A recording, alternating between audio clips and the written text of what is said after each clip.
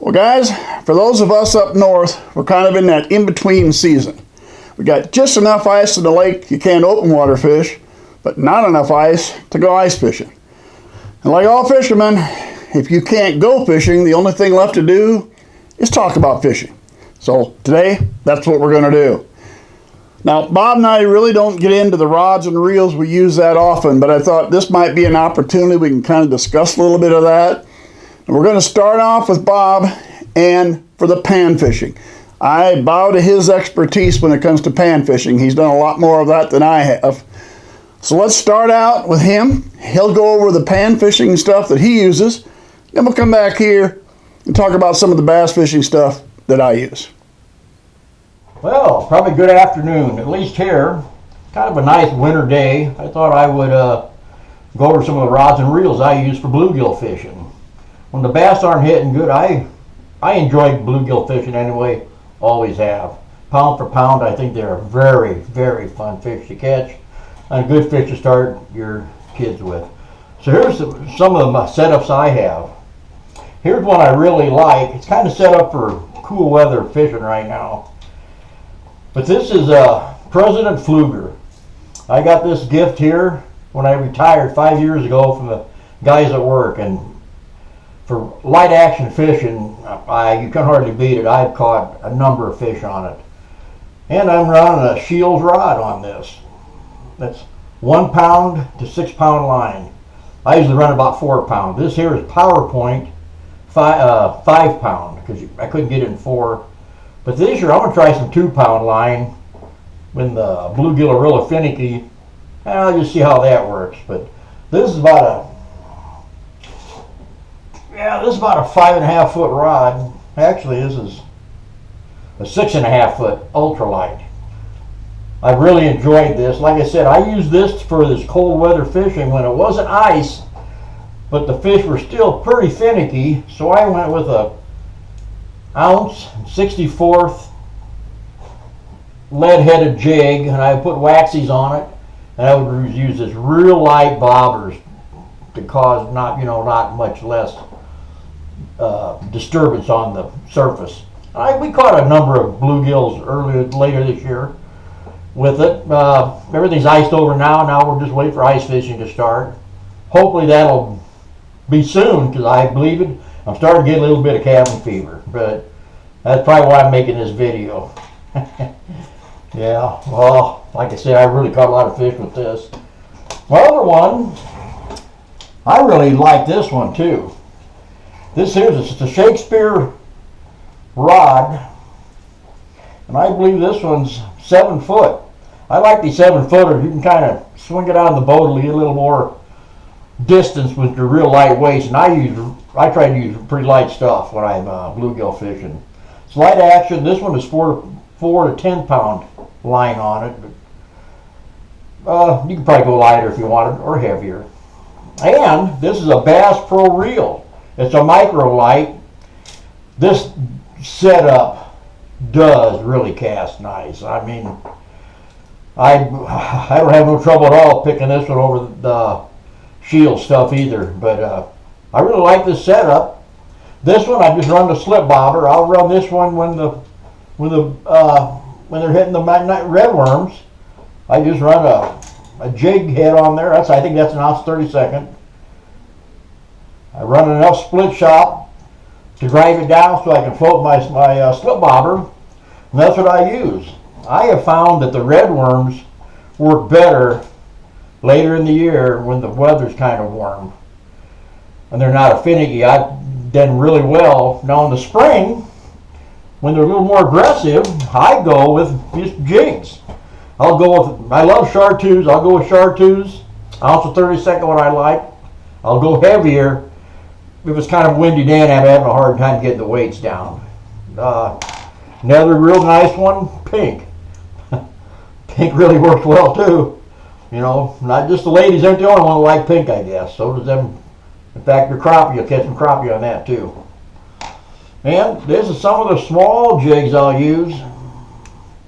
Actually, these are ice fishing jigs, but I'll use them in real cool water fishing too. They're small, They seem to attract the bluegill, and that I've had luck with it, ice fishing and just cold weather fishing. It's small enough to get the hook in the mouth, and I'd be honest with you, last year I caught an 18-inch bass off this too. So you can catch a little everything off it. Well, I'm thinking maybe Don is over at his place. He might have some tips on some of the stuff he uses for bass fishing. It's a little different type fishing, different rods and reels. Let's see what he's got. All right, Bob covered the ultralight for the panfish, the bluegill, crappie. I guess I'm now going to cover what rods and reels and type of stuff that we're using on the bass fishing. Now, a couple years ago I know of a guy that is a dealer for Dobyns rods. And I had no idea what a Dobyns rod was, but he had them. I bought one from him and I thought, hey, this is a pretty nice rod. I kind of like this. Then I watched some videos, and I watched some people that are far more knowledgeable about bass fishing than I will ever be. And to a man, almost every one of them, if they talked about Dobyns rods, they said dollar for dollar, there's nobody that can compete with Dobyns as far as the quality. So if you're looking at $100 rods and you pull up all the $100 rods, most of these guys felt Dobyns was going to be the best one. If you moved up to the next step, and you go from there. There's a lot of $200, $300, $400, $500 rods. I deal with the Dobyns Fury series, which runs right at about $100, a little over that. Now the Fury series used to be the low end. They now run a series just underneath that. So, but pretty much everything I do is with the Fury series, except one exception that I picked up because I couldn't find a Fury at the time I needed it. So most of the rods I'm talking to you about here cost probably just a little over $100. Now, let me dig up the glasses so I can actually read what's on the rod so I can tell you. This is my crankbait rod. This is a FR705 CB, which is a 7-foot medium heavy mod fast action rod. And I use this for my crankbaits, and I'll use it sometimes for my chatterbaits. So that's the type of fishing I'm going to do with that rod and that reel. When I get into jig fishing, this is my jig rod, and again it's a Dobyns Fury. It's the FR735C, which is a 7-foot 3-inch, and this is now a mag heavy fast action. I always want the fast action on the tip. I like that, but setting a hook on a jig or setting a hook on a frog or stuff like that, I want the heavier style rods, whether it's a heavy or whether it's a mag heavy. And in this case, it's a mag heavy. Which actually then brings me to my frog rod, and this one is now the Dobyns Sierra series, which is the next step up from the Fury. And again, as I said, I only have it because when I needed it, the guy I get my rods from didn't have this in the Fury. So I went ahead and picked it up in the Sierra. Is it worth $20 more? I don't know. I'm not that good of a fisherman to tell a $20 difference on a rod. This one is an SA 734C. Again, it's 7-foot 3 inches, and this is a heavy fast action. So I like the heavy rod again with the frogs and the fast action. I stick with that with pretty much everything. Last thing I'm using, this is for my soft plastics, basically my worms. Back to the Dobyns, this is an FR734C. Again, 7-foot 3 inches, and this is a heavy fast action. So that's the style of rods that I'm using, whether I'm throwing crankbaits, frogs, jigs, worms. I've got a couple over there yet that are kind of the spare rods in case I need something, and the ones I have over there are actually Cabela's rods from their, I think their Pro series, or I'm not even sure which series it is. I've had them for a few years now.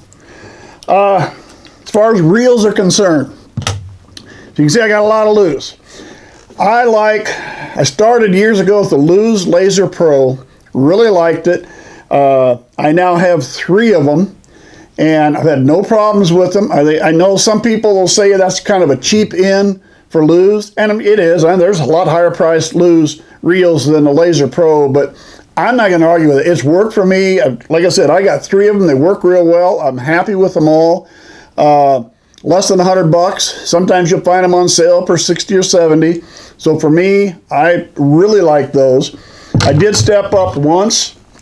Lews, I think it's a Micro Crush. This is more closer to like $130, $140 reel or something like that.